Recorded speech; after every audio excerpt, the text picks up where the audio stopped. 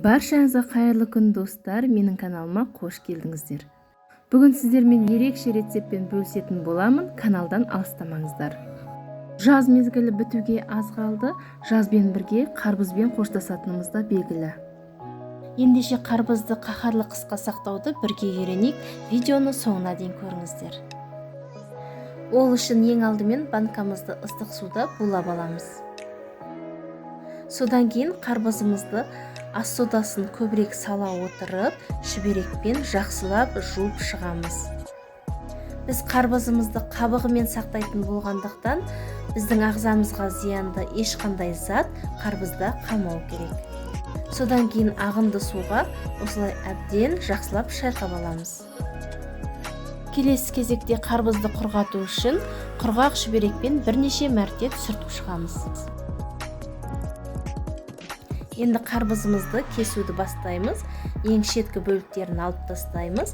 Содан кейін біздің банкамызға сиятындай етіп, үш бұрыштап немесе өз қалауыңыз бойынша турап шығамыз. Бір ескертетін жағдай, бізге өте іші пісіп кеткен қарбыздарымыз жарамайды. Енді видеодағыдай қарбызды қатты баспай, жай ғана салып шығатын боламыз. Келесі кезекте сақырлап қайнап тұрған суды банкамызға толтыра құямыз. Осы сумен қарбызымызды 20 минутқа қойып қоямыз. 20 минут өткеннен кейін суымызды ауыстырамыз, яғни қайнап тұрған таза суымызды әкелеміз де, қантымызды, тұзымызды, лимон қышқылымызды барлығын қосып араластырып, отқа қойып, сақырлатып қайнатып аламыз. Міне біздің суымыз жақсылап қайнап жатыр. Енді осы суымызды қарбыздың үстіне қайтадан құятын боламыз.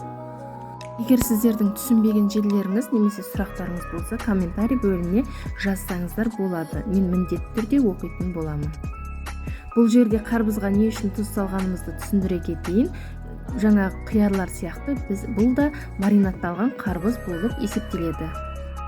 Егер сіздер бұрын соңды қарбызды осылай сақтап көрмесеңіздер, бір банка жасап, тәжірибе ретінде көрсеңіздер болады. Міне осымен біздің маринадталған қарбыздарымыз дайын болды. Енді осыны төңкеріп, бір-екі күнге жып-жылы етіп орап қоятын боламыз.